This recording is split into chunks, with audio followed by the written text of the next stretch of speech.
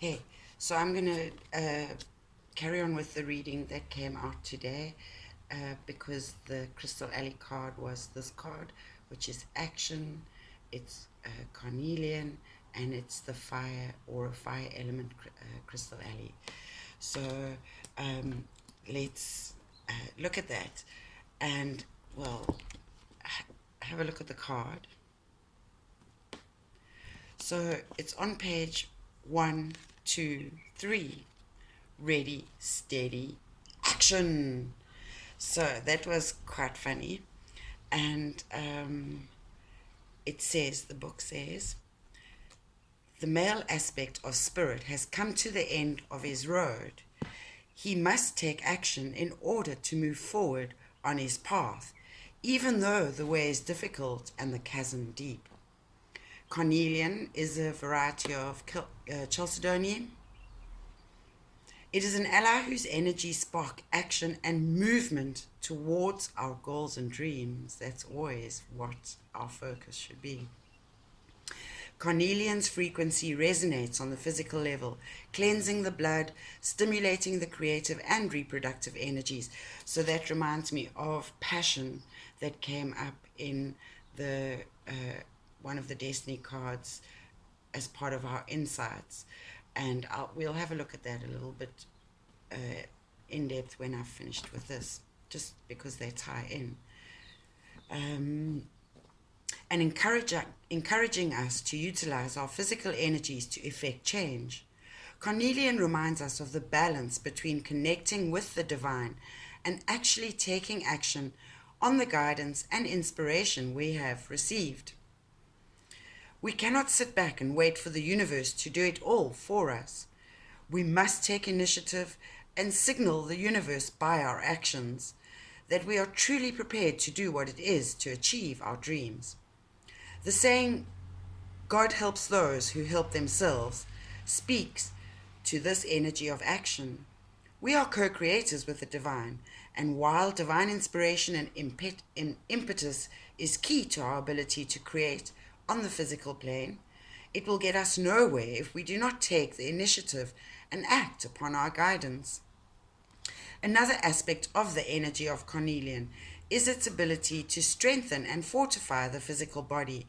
So it reminds me that we should be. I've noticed actually today when I was out, there were, yes, it's holiday season and there are a lot of out of towners, but it's a beautiful day and it seemed just like everybody, the whole world is out and about enjoying it. So, yes, that's what we should be doing, is taking care of our physical bodies. uh, it will get us nowhere if, enhancing the flow of life force energy and its expression through physical vitality, which is energy. Our physical bodies are the houses of our spirit. When we neglect the physical, we are neglecting the temple in which our physical resides during this lifetime. Cornelian's energy resonates with the physical levels of our being. Focusing our attention upon the state of our spirit's house, we can strengthen our connection to the divine by strengthening the physical structure which supports our spirit. Cornelian reminds us of the value of physical strength and health. And Nikki B Wellness is all about that, body, mind, and spirit. What happens on an emotional, mental plane or a spiritual plane affects the body, and how we respond to what affects the body, and how we maintain and enhance in order to better master the mental, emotional, and thus become more conscious with the spirit. Very important. Carnelian has called upon you today in order to remind you of your course of action. Seeking spiritual guidance and advice is the first step in creating your reality. But the second and most important step is to take action upon that inner guidance. Without action, there is no creation. And I'm being shown again this card, and I'm being shown people in a sexual act. So, it's the natural way is for copulation to occur and then insemination, and then fertilization, and the eight could be that one on top of the other, and it's again the yin and the yang. So I love that it's the reproduction of the coming together. That's what creation is. Without action, there is no creation. We have chosen to come into this world in order to learn to co create with the universe. This is our planet. Earth is our planet. We need to take care of it. And actually, I have a little bit of a rant, so I'm going to bring that here because it came to my frame of reference as, and I'm sorry, it is a bit rude, so sensitive viewers, please be warned. Switch off now, save your delicate sensitive ears. But I was shown the earth as an asshole and how humans are a reflection of being an asshole. Because, for example, um, in our Western world, two things we do that are quite an anomaly. One is to wipe our butts with toilet paper. So let's just look at that. We perceive this white piece of fluffy stuff, cushion stuff, depending on where you're at in life. Some people use toilet paper, and in order to create that, it's a consumer. You are in a consumer. You bought into their marketing on what toilet paper to buy. You bought into the marketing concept of that being able to keep, because it was white, I guess, I don't know, to keep your butt clean. Really, it's the most hygienic would be to wash it. So the way it is done in the Arabic world is actually the most hygienic and cleanly way to do it. And so you demand toilet paper, so that starts to demand the earth to provide a resource in the form of the original product, which would be a tree or the plants. And we use trees more. Hemp is not a product. It used to be a product we used a lot. It's coming more into fashion, but it's a more sustainable resource to use for toilet paper than the the trees we are cutting down. Because what happens is we cut the trees down, we disturb the earth where the roots are that hold the soil, you create soil erosion.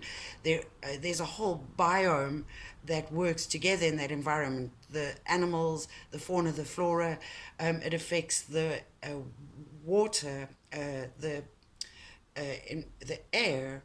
I don't know, watch the many documentaries on Netflix, watch them, educate yourself. But so do you see, by wanting to wipe your butt with that lovely white toilet roll, you're actually creating quite a negative cycle. And the thing that you think is quite E&OE, which is have to touch your own butt with soap and water, is too disgusting. But yet it is actually the more constructive, healthy way for both ends in the longer term. And unless we change the way, and the other thing we do is we like to sit on a white throne, and actually squatting is, so again, something they do in certainly the Arab countries I visited. And squatting is actually aligns your digestive system more, so it's actually better to shit squatting than sitting down. Just bear in mind, apologies for my language, but really, if you want to treat the world like your toilet, we experiencing the problems, but you have to realize that, as within so without, you create the demand for the products that deplete. So you have to realize your connectedness and oneness with everything. So yes, that is the arsehole of the world lecture I was given earlier, which I'm sharing with you because I think we all need to hear it and take a little more responsibility for ourselves and our actions and the consequences, both the source, where things come from and where they're going to, because we live too much in this space of our usage and not enough in the befores and afters. And if you live consciously, presently, here and now, and listen to your spirit and all the messages that we hear all around us in the different forms, the way the earth is speaking, the way the media is speaking, the messages is sold in order to elect politicians or buy whatever. Yes, catch a wake up. Let me get back on track. Uh, do not fear action because of the possibility of failure. There is no failure, just as there are no mistakes. Each action that you take leads you to a learning experience. Every learning experience that you have adds to the store of wisdom that you can share with others and leads you closer to your goal of self-understanding. Listen to your higher guidance, open yourself to the path that the universe is clearing for you, and take a step forward. Carnelian has come to guide you on your path of action. It works on the navel chakra, which is where your reproductive organs lie, so the area around your belly button, between your pelvis and your belly button. And the sacral chakra, it is orange, so you could breathe in orange, breathe out white. And the affirmation is, I am willing to create my reality. I am willing to create my reality. I am willing to create my reality. So the next card we'll look at, because I keep referring to it, is this number 8, the eroticism card. And in the destiny card, the number 8 refers to change. You become clear on what needs to be different in your life and are being called to take courageous action. Oh my gosh, don't you just love that?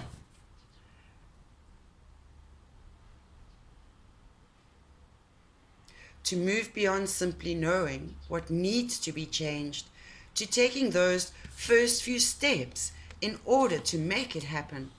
Cross the line of what you have known and enter the mystery. And it's the passion suit. And the passion suit is sex. And that's funny because of the imagery that came up in the co-creation. The sex suit represents passion, creativity, and sexuality.